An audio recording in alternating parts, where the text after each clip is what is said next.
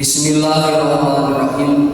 Wa an Abi Hurairah radhiyallahu anhu qala qala Rasulullah sallallahu alaihi wasallam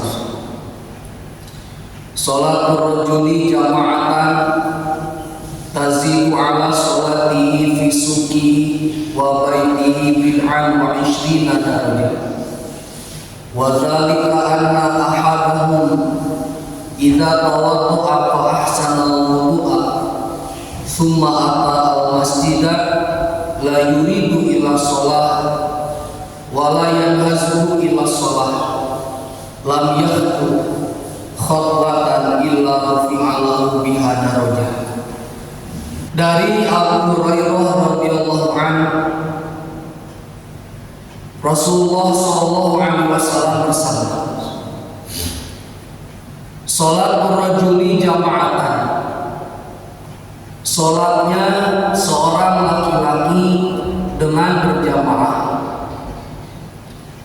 tazidu ala salatihi fi suqihi wa baitihi, itu melebihi dari salatnya seorang laki-laki yang salatnya di pasar, wa baitihi, dan salatnya yang di rumah, itu melebihi bid'ah wa 20 darajah, melebihi dari 27 derajat. Wa dzalika anna ahaduhum idza tawadda'a fa ahsana al-wudu'a, sehingga kemudian oleh karena itu, di mana ada salah seorang, anna ahaduhum idza tawadda'a, di mana ada seseorang yang melakukan wudu, kemudian membaguskan atau menyempurnakan wudunya, tsumma ata al-masjid, kemudian datang ke masjid, la yuridu illa shalah, yang mana tidak ada hendak seseorang tersebut pergi ke masjid illa shalah, kecuali untuk melaksanakan sholat, wala yanhazu illa shalah, dan seseorang tersebut tidaklah bepergian ke masjidnya itu illa shalah, terkecuali untuk melaksanakan sholat, lam yahdu khutwatan illa rafi'alahu biha darajah, maka setiap langkah seseorang tersebut yang menuju ke masjid untuk sholat akan diberikan atau akan ditinggikan derajatnya di hadapan Allah Subhanahu wa ta'ala. Wa huta'anu biha khati'atun, dan setiap langkah itu akan menjadi penghapus, penglebur dari satu dosanya, hatta yadkhula al-masjid, sehingga orang tersebut masuk ke dalam masjid. Fa idza dakhala al-masjid, kemudian di mana-mana seseorang tersebut sudah masuk ke dalam masjid, kana fi sholati ma kanatis sholatu hiya tahbisu. Fa idza dakhala al-masjid kana fi sholat, kemudian di mana-mana seseorang tersebut masuk ke dalam masjid, maka itu akan dicatat pahala seperti dalam keadaan sholat. Asalkan catatan, maka nanti sholat hiya tahbisu, selagi dia masih duduk di tempat, atau selama dia duduknya itu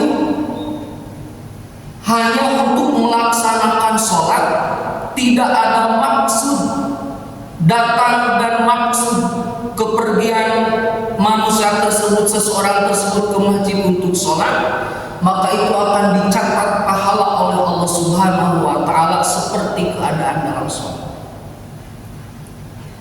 Wal malaikatu yusholluna ala ahadikum, dan para malaikat yang menyaksikan, yang melihat seseorang tersebut di masjid dalam keadaan sholat akan meminta doa kepada Allah Subhanahu wa ta'ala untuk orang tersebut.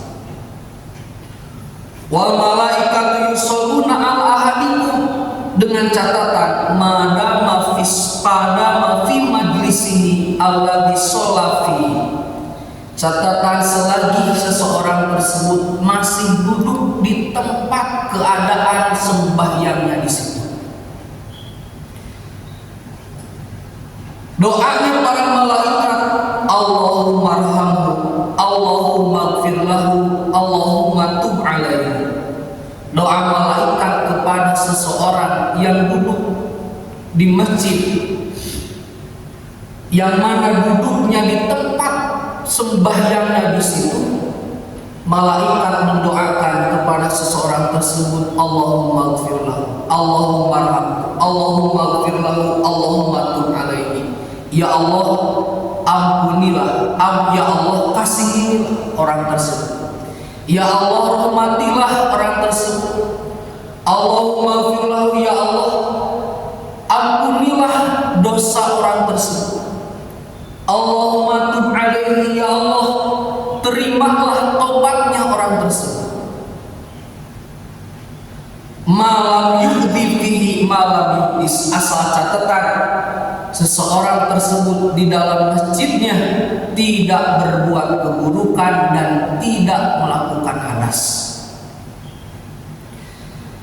Hadis di sini Rasulullah SAW memberikan pesan yang sangat dalam kepada kita semua tentang keutamaan sholat berjamaah.